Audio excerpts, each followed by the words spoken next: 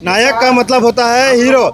नायक किसको कहा जाता है? जो विजेता होता है, जो जीत करके आता है। दरोगा हो गया, ये चपरासी का हो गया, चाहे फिर कहीं हवलदार का पोस्ट हो गया, चाहे कोई भी पोस्ट हो, हमारे अनुसूचित जाति का वर्ग तक ये बातें, ये जो वैकेंसी है नहीं पहुंच पाता है। सरकार जो अनुसूचित जाति जो वर्ग है इसको दरकिनार कर दिया है। मेयर का जो सीट था हम लोग का, वो सीट पहले एसी था, अभी कुछ दिन पहले तक एसी था।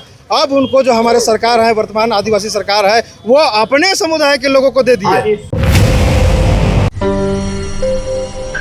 ये एक टी शर्ट है और टी शर्ट पर प्रिंट किया हुआ नायक है और लिखा हुआ एक कदम समाज की ओर। पीछे मुड़ने बोलेंगे तो यहाँ भी नायक लिखा हुआ है। नायक एक फिल्म थी जिसमें अनिल कपूर हीरो थे और वो मुख्यमंत्री बनते हैं दिल्ली उल्ली के कहीं के, लेकिन फिल्म थी।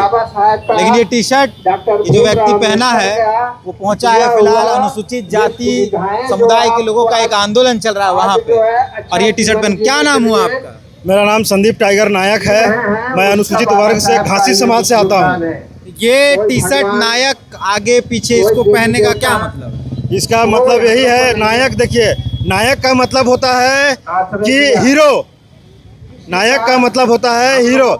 नायक किसको कहा जाता है? जो विजेता होता है, जो जीत करके आता है, उसको नायक कहा जाता है। तो नायक कौन वाला है? नायक समाज वाला नायक, मतलब नायक समाज वाला नायक है या हीरो वाला नायक? ये अपना समाज वाला नायक है। ये समुचित अनुसूचित जाति वर्ग के और घासी नायक जो मेरा टैग है, वो टैग के लिए नायक है और पूरे समाज के लिए यह नायक है। हमारे जितने भी भारत देश के निवासी है, अपने अनुसूचित जाति, उसके लिए नायक है, अपने समाज के लिए नायक है। आज यहाँ धरना दे रहे हैं आप लोग राजभवन के बाहर, क्या मुख्य मांगे हैं? क्या जरूरत पड़ गया धरना? मैं आपका चैनल के माध्यम से सरकार से यही मांग कर रहे हैं हम लोग कि हमारा जो मांगे हैं, प्रमुख मांगे, दो चार शब्द कहूँगा। प्रमुख मांगे ये है कि हमें जो सरकार जो अनुसूचित जाति जो वर्ग है इसको दरकिनार कर दिया है, इनको दरकिनार कर दिया है। जैसे पहला मुद्दा है हम लोग का आरक्षण। पहला मुद्दा हम लोग का आरक्षण है। दूसरा मुद्दा, हम लोग का कोई भी वैकेंसी निकलता है, हम लोग का अनुसूचित जाति का वर्ग को उसमें ये नहीं दिया जाता है। जैसे दरोगा हो गया, ये चपरासी का हो गया, चाहे फिर कहीं हवलदार का पोस्ट हो गया, चाहे कोई भी पोस्ट हो, हमारे अनुसूचित जाति का वर्ग तक ये बातें, ये जो वैकेंसी है नहीं पहुंच पाता है। ये मुद्दा है। दूसरा मुद्दा हमारा है आरक्षण। आरक्षण क्या है कि आरक्षण अभी हम लोग को 10% मिल रहा है, तो 10% भी हम लोग को नहीं मिल पा रहा है आरक्षण।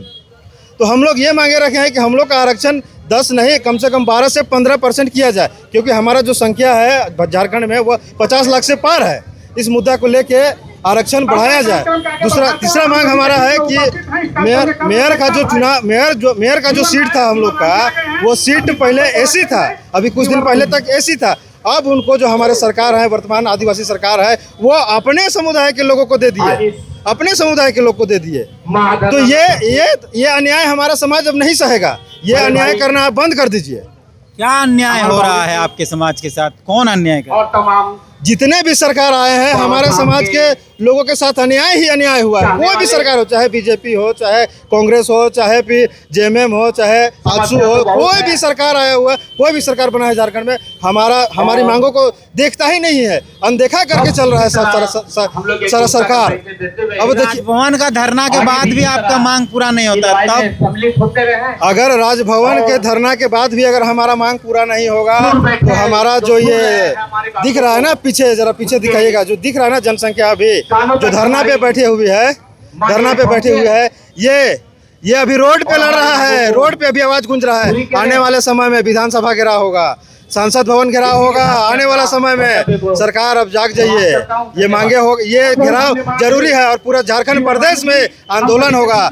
ये आंदोलन उग्र आंदोलन का रूप लेगा अगर हमारी मांगे पूरी नहीं हुई तो, धरना के माध्यम से।